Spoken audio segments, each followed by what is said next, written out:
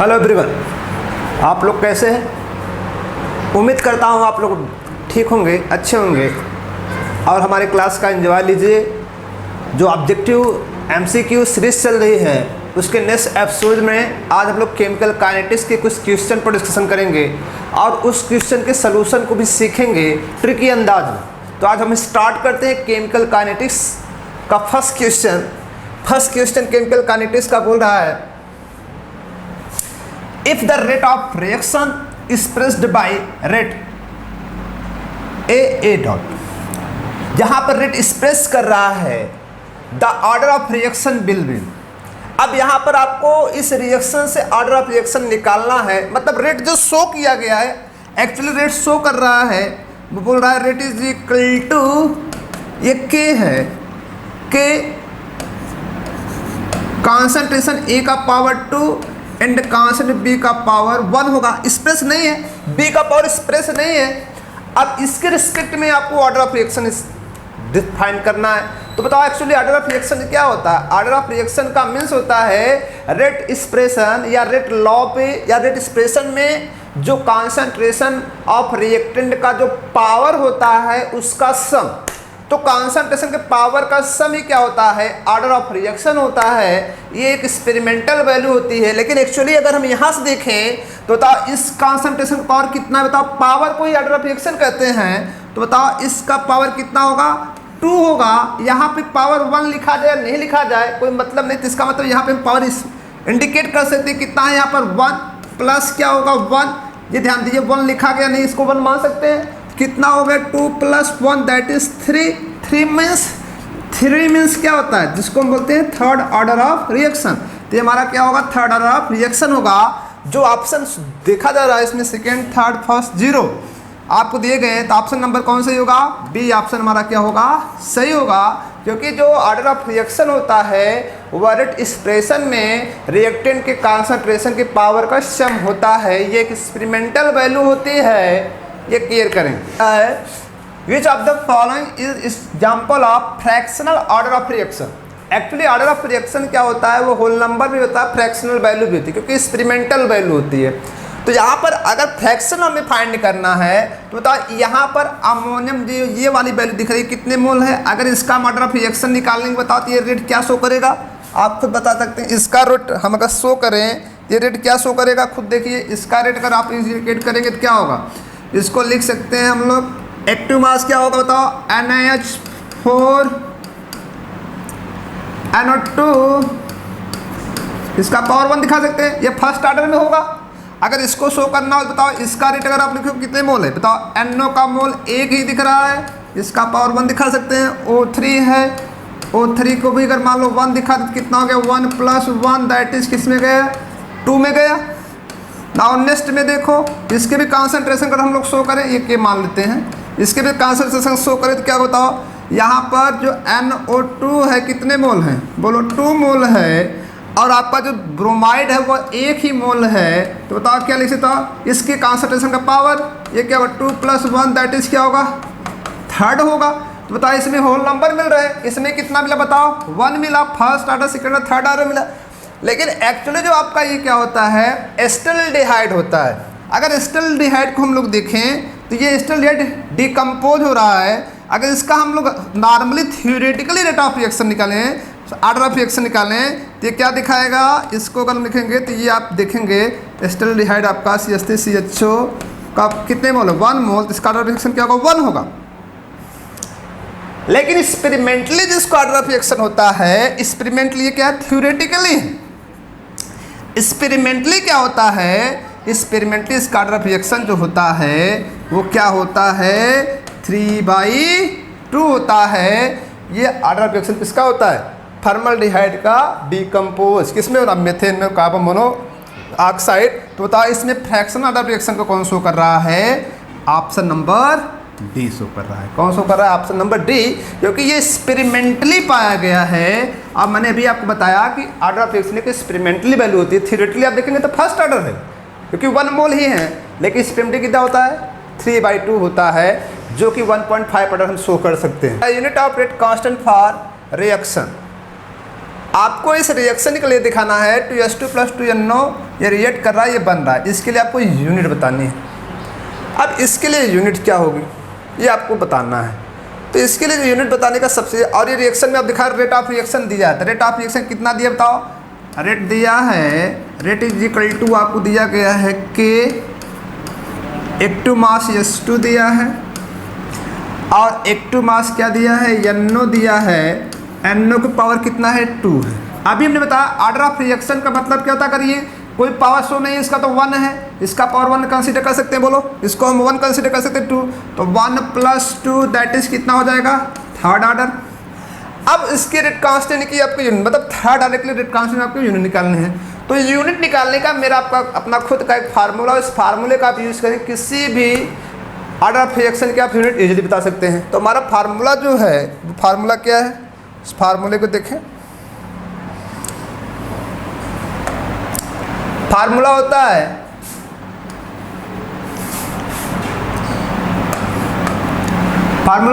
Mole upon litre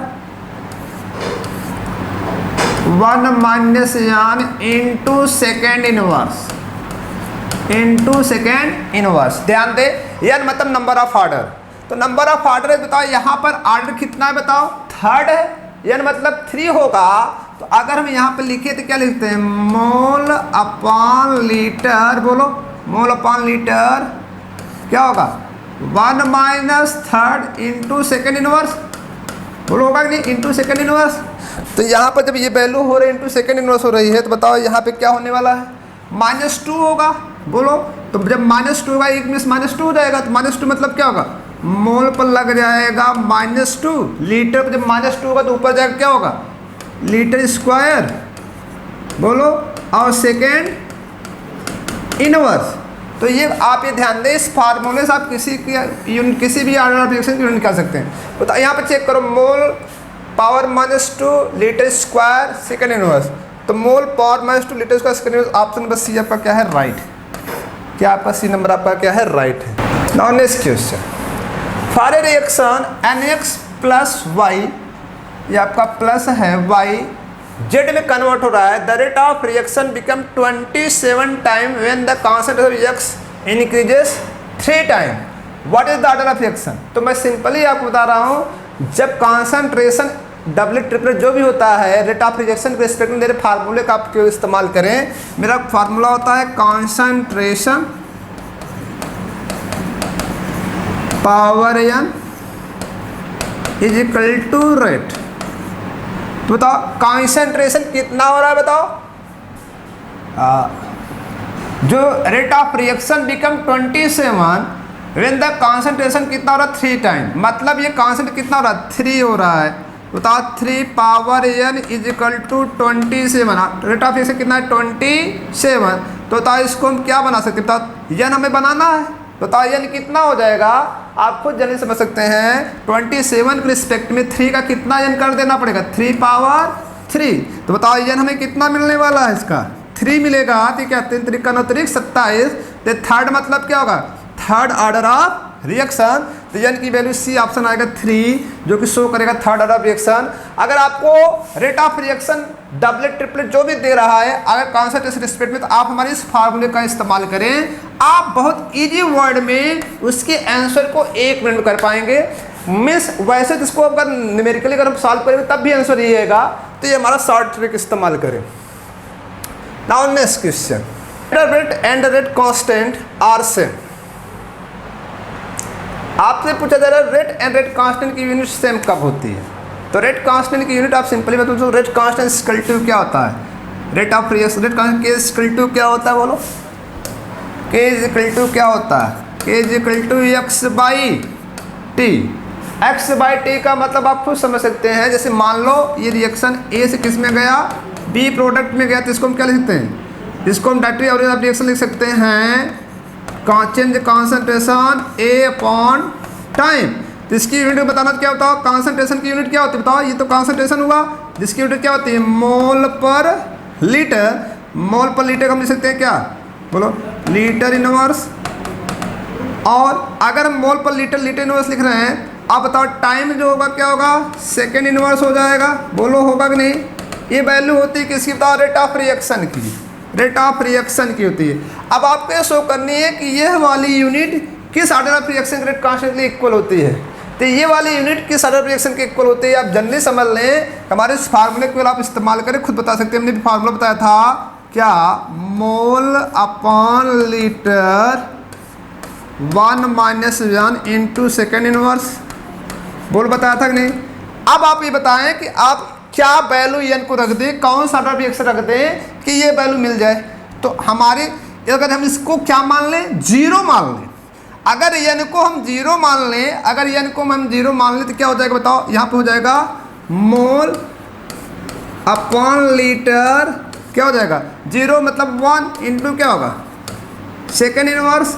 अब इसको अगर हम सिंपली वर्ड लिखना चाहते यही लिख सकते हैं ना, मोल बोलो लीटर ऊपर जाए क्या होगा, लीटर इनवर्स हो जाएगा, और क्या हो जाएगा, सेकेंड इनवर्स। दैट इज बताओ ऑप्शन नंबर कौन सही होगा, zero order of reaction, that is option number A सही हो जाएगा, ऑप्शन नंबर ए हमारा राइट होगा।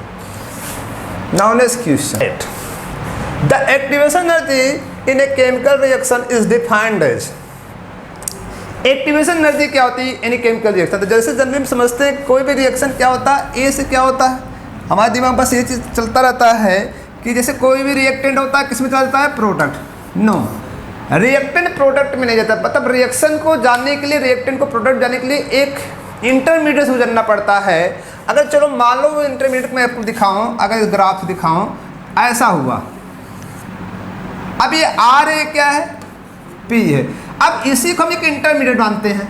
अब ये खुद आप समझ सकते हैं, यहाँ से ये एनर्जी, इसकी एनर्जी और इसकी एनर्जी, इसको हम ट्रांजिशन स्टेट इंटरमीडिएट बोलते हैं। अब ये दोनों एनर्जी, रिएक्टेंट की एनर्जी, ट्रांजिशन स्टेट की एनर्जी क्या है, अलग अलग है, नहीं बताओ। अब इसी एनर्जी को हम एक्टिवेशन एनर्जी कहते हैं। मतलब खुद आप कह सकते हैं कि जो इंटरमीडिएट की एनर्जी है और रिएक्टेंट की जो एनर्जी होती है, उसी के डिफरेंट के बीच में कौन पड़ा होता है, एक्टिवेशन एनर्जी। अब आप खुद समझ सकते हैं, अगर इस एक्टिवेशन एनर्जी को कम कर दिया जाए, अगर ये एक्टिवेशन जो छोटी हो जाए और ये एक्टिवेशन थोड़ी बड़ी हो जाए, तो आप कौन सा रिएक्शन तेज और कौन सा, जिसमें एनर्जी का गैप जितना कम होता जाएगा वह रिएक्शन उतना ही फास्ट होता है। तो हम इस पहले स्टेटमेंट को देखते हैं, the activation energy in a chemical reaction is defined as the different energy of reactant in product. No, वो रिएक्टेंट और ट्रांजिशन स्टेट मतलब इंटरमीडिएट, ये ट्रांजिशन स्टेट हम क्या मान रहे हैं, intermediate. No, the sum energy of reactant and product, no ये भी नहीं होगी। The different energy of intermediate complex with the average energy of reactant product, no, reactant product दोनों की बात कर रहे हैं हम, तो केवल बात किसकी कर रहे हैं, रिएक्टेंट की बात कर रहे हैं। तो यहाँ पर जो एक्टिवेशन एनर्जी होती है क्या होती है बताओ, activation energy E is equal to क्या होती है, इंटरमीडिएट की एनर्जी माइनस क्या होती है, एवरेज एनर्जी ऑफ रिएक्टेंट की होगी, उसी को हम ई मानते हैं। तो बताओ हमारा क्या होगा, the different in the energy of intermediate complexes and the average energy of reactant. Option number कौन सा होगा, डी ऑप्शन हमारा क्या होगा, राइट होगा। तो रिएक्शन N2 + 3S2 किस में जा रहा है, इसमें। अब आपको ये देखो, ये रिएक्शन दिया गया है, एक्चुअली रिएक्शन क्या दिया गया है, ये दिया गया है कि आपको N2 है और 3S2 है, ये किस में गया, 2NH3।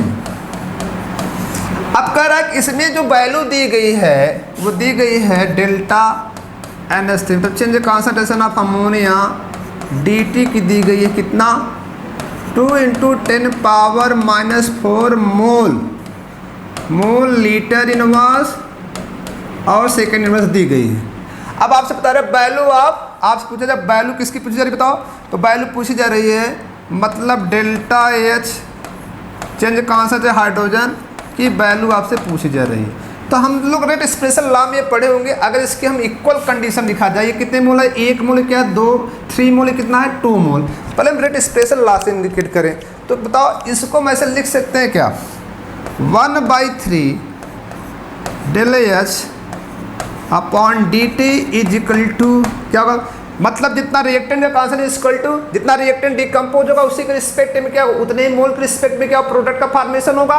तो यहाँ पर 1 मोल अगर में बनाना है, 3 मोल को 1/3 करना होगा, तो हम 1 मोल के रिस्पेक्ट में देखते हैं। तो बताओ इसको हम लिख सकते हैं, ये प्रोडक्ट, ये रिएक्टेंट है क्या प्रोडक्ट, इसको हम लिख सकते हैं क्या 1/2 NH3 अपॉन dt। ये हमारा रिलेशनशिप है, बोलो रिलेशनशिप है कि नहीं। अब इस रिलेशनशिप के अकॉर्डिंग हम लोग चलें तो बताओ, इस रिलेशनशिप के अकॉर्डिंग हम लोग चलें, हमें ये निकालना है, बोलो निकालेंगे। और हमें पता है कि रिएक्टेंट हमेशा क्या होता है, डिकम्पोज होता है, प्रोडक्ट क्या होता है, फॉर्म होता है, इसलिए साइन को निगेटिव पॉजिटिव दिखाया जाता है। तो आप खुद देखो यहाँ पर निगेटिव साइन दिख रहा है, मतलब डिकम्पोज रहा है, टूट रहा है, ये क्या बन रहा है। तो चलो हम देखते हैं, इसको लिख सकते हैं। अगर इसको हम लिखना चाहे डायरेक्टली लिख सकते हैं, क्या बताओ 1/3 बोलो change S2 upon dt is equal to लिख सकते हैं क्या बताओ 1/2।